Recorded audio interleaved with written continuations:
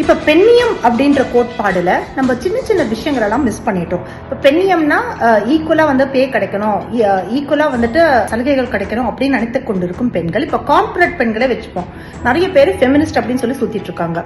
we are all feminist, we are very progressive people அப்படின்னு சொல்லிட்டு அந்த மேல்மட்ட வர்க்கத்தை சார்ந்தவர்கள், ஆங்கிலத்தில் பேசக்கூடியவர்கள், அவங்க வெளிநாட்டுக்கு செல்லக்கூடியவர்கள். ஆனா அன்னைக்கு பாத்தீங்கன்னா ஏதோ ஒரு அட்வர்ட் வந்திருந்தது. என்னன்னா, இந்த மாதிரி கார்பரேட் கம்பெனில இருக்கக்கூடிய விமனை டார்கெட் பண்ற மாதிரி நீங்க அழகா மேக்கப் போட்டுக்கிட்டீங்கன்னா, அழகான உடைகள் அணிந்தீங்கன்னா உங்களுக்கு வந்து ஒர்க்ல ப்ரோக்ரஷன் கிடைக்கும், பே ஸ்கேல் வந்து இன்க்ரீஸ் ஆகும் அப்படின்னு சொல்லிட்டு.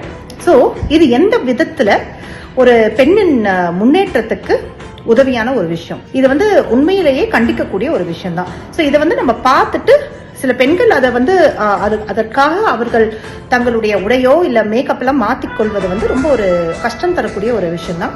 ஸோ இந்த மாதிரி விஷயத்த டெஃபினட்டா பெண்ணியவாதிகளான நாம நிச்சயமா கண்டிக்கணும்.